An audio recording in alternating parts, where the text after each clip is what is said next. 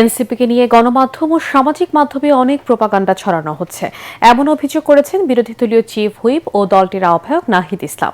বিকেলে রাজধানীর বাংলা মোটরে দলীয় কার্যালয়ে এনসিপির যাত্রা বইয়ের মোড়ক উন্মোচন অনুষ্ঠানে এমন কথা বলেছেন তিনি।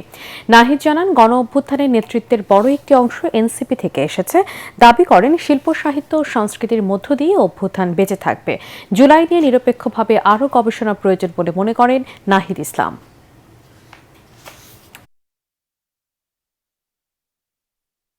আমাদেরকে শুনছেন এনসিপি শুভাকাঙ্ক্ষী, তাদেরকেও বলবো জুলাই গণঅভ্যুত্থান তরুণ নেতৃত্ব ভাই, এবার বই মেলা আপনারা যাবেন, আপনারা বই কিনবেন, বন্ধুকে বই লিখতে উৎসাহিত করবেন।